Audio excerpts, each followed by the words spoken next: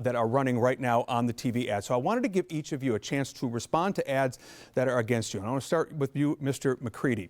There's been ads that have been running that have been accusing you of lobby efforts that have benefited you and your company while costing consumers in the energy bills millions of dollars total. I want to give you a chance to respond to that.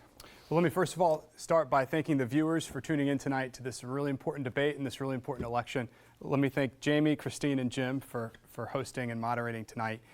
I'm sorry that the viewers have had to experience $5 million in attack ads against me from State Senator Bishop and his allies. But you can rest assured that those attack ads have been rated false and have been rated misleading by the fact checkers.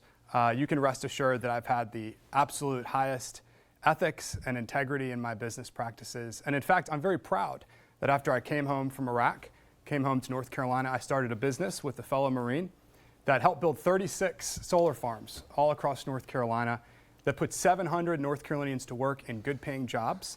And because of our efforts and other leaders in our clean energy industry, right now, today, North Carolina is ranked number 2 in the country in solar power. We're number 2. We have more than 30,000 clean energy jobs.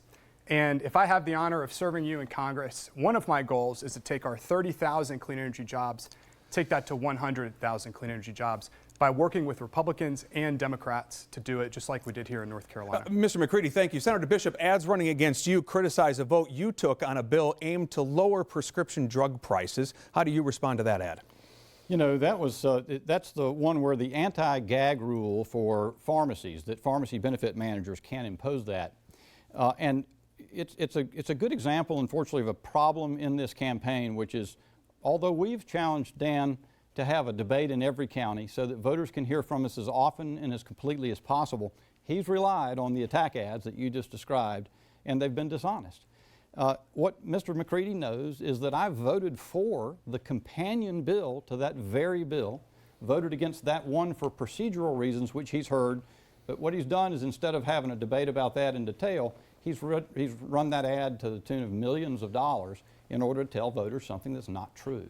And it's shameless. Senator Bishop, thank you. Now, polls have shown health care certainly to be a top concern. I'll give you a few seconds, 15 seconds. Go ahead. I am delighted to have this debate today here. Actually, State Senator Bishop was the one who didn't show for the last debate. But as to his vote, he took the only vote from either party, the only vote against pharmacists being able to tell people about lower cost drugs. And now Big Pharma is funding his campaign. So I see this as a critical issue for the 9th District. Now, see, that's exactly what I'm talking about.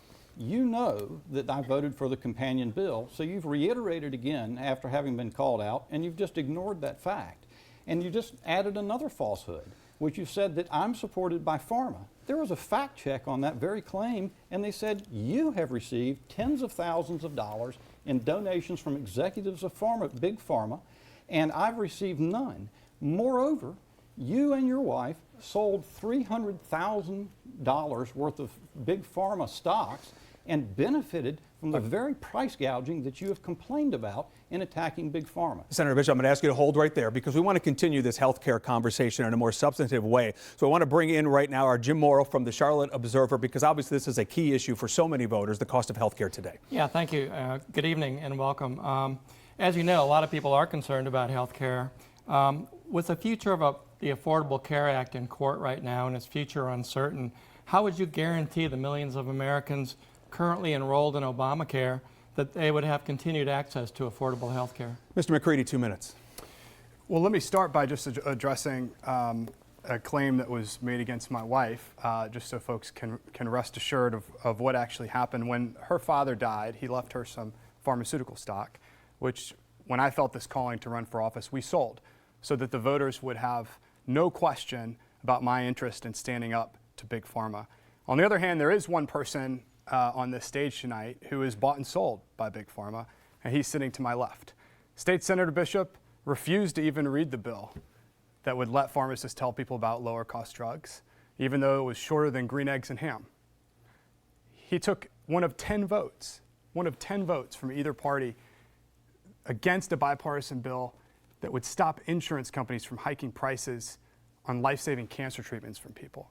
And perhaps worst of all, when he has voted on health care, he's voted to take away coverage from people with pre-existing conditions. Under his sham health care proposal, if you get sick, the insurance company doesn't even have to pay for your medication. If you have heart disease, the insurance company, under State Senator Bishop's proposal, doesn't even have to cover your heart medication. If you get pregnant, the insurance company doesn't have to pay for you to go see an OBGYN.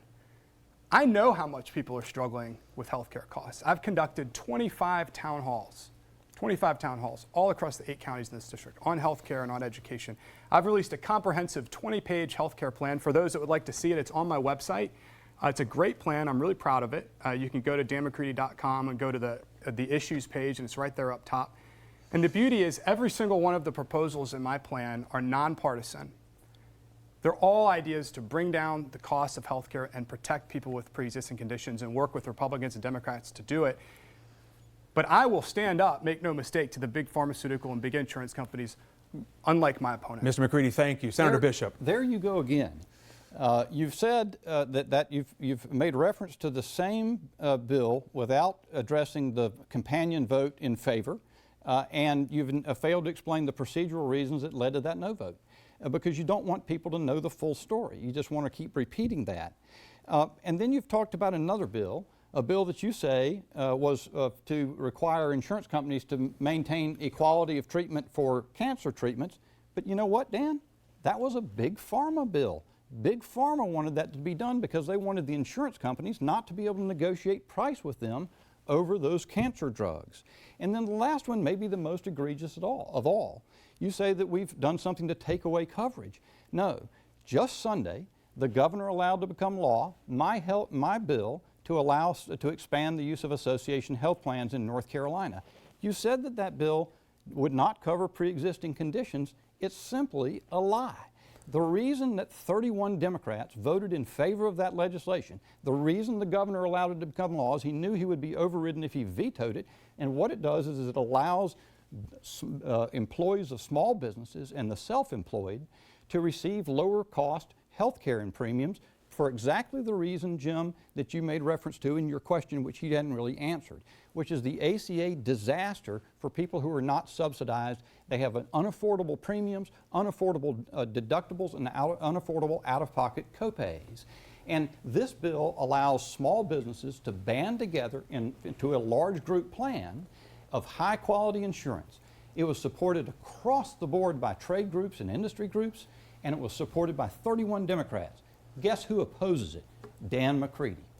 Hey, Senator Bishop, you have favored repeal of the Affordable Care Act. If the court does throw it out, how would you replace it? Well, because it's a disaster, Jim, and the way I would replace it is innumerable market-based innovations just like the one I described. So, and that one's the one that we worked on in a bipartisan way, Republicans and Democrats, to come up with a bill, a law that will help reduce people's access or reduce people's cost to have access to high quality care.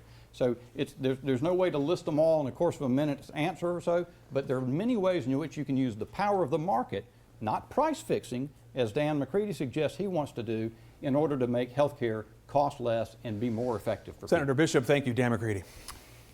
I got to know a lot of people on my town halls in education, a lot of people who are struggling with healthcare costs. I could share so many stories with you. One that sticks out to me is a woman named Alita, who's got type 2 diabetes. And the cost of her prescription drug, because of State Senator Bishop and his allies in the legislature, went up by 500% in a single year. She's having to skip doses, and she's having to rely on doctor's samples to get by.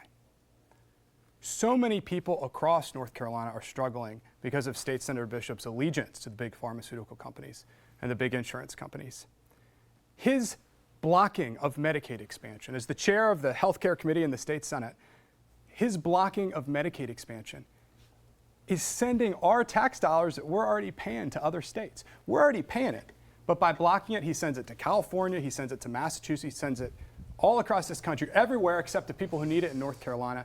600,000 North Carolinians are without Medicaid expansion, 200,000 of whom today cannot get coverage otherwise because of State Senator Bishop. Mr. McCready, thank you. We're going to move on to our next topic here tonight, an issue certainly of local and national importance. That is immigration. Christine Spiro has the question. Thank you to both Dans for being here tonight. Good evening. Let's talk about the controversy surrounding the Mecklenburg County Sheriff terminating the 287G program and no longer assisting ICE with immigration enforcement. Now, it should be noted, it is a magistrate or judge who decides if and how a suspect is released from jail, not the sheriff. So for Dan Bishop, if elected, how will you work to improve the due process in the justice system to keep criminal illegal immigrants from being released? Well, what was happening there is that forever until most recently, the last several months, sheriffs in North Carolina have cooperated with immigration authorities. Now, the sheriff of Mecklenburg County and a few others have decided that they're going to release dangerous criminal illegals who have committed or accused of committing serious crimes, domestic violence, strangulation, violating a domestic violence protective order, rape of a child, and to release those people even though there's an administrative request, an administrative detainer from Immigration and Customs Enforcement that's always been cooperated with before, and that no court in the country, no court of binding authority has determined that there be anything wrong with. That is a sanctuary policy. In the General Assembly, we passed a bill to say that sheriffs we'll revert to the former practice uniformly. Sheriffs will cooperate with immigration authorities. That's all we said. And in fact, what they're required to do is take a detainee or a prisoner in their custody before a magistrate and present the detainer request and get an order from that magistrate. Now, the governor vetoed that bill because the governor favors sanctuary city policy, and Dan McCready said the governor made the right call.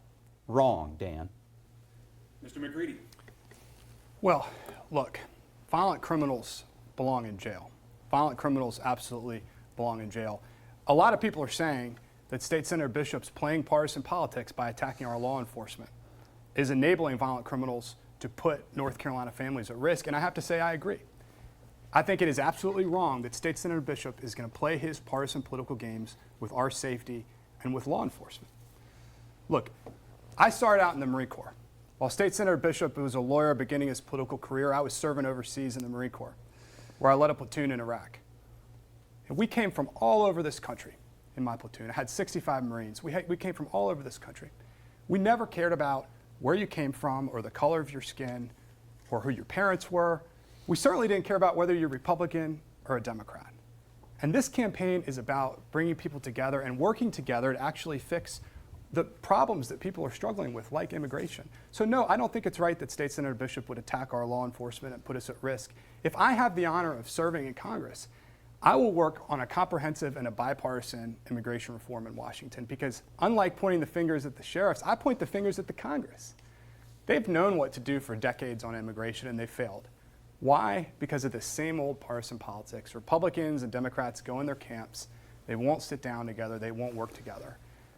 I think that on immigration, we need a comprehensive reform that secures our borders, that makes sure we're a nation of laws that are respected and that upholds our American values. But the Republicans can't get everything they want, and the Democrats can't get everything that they want. We got to sit down. We got to come up with as we used to say in the business world, when you go to do a deal, you want to get a 70% solution. If you get 7 out of 10 things that you want, that's great. And that would be my approach on immigration, so that we can finally have a bipartisan reform that actually secures our border, upholds our laws, and upholds our values. Mr. McCready, Dan, thank I'd like you. to rebut that.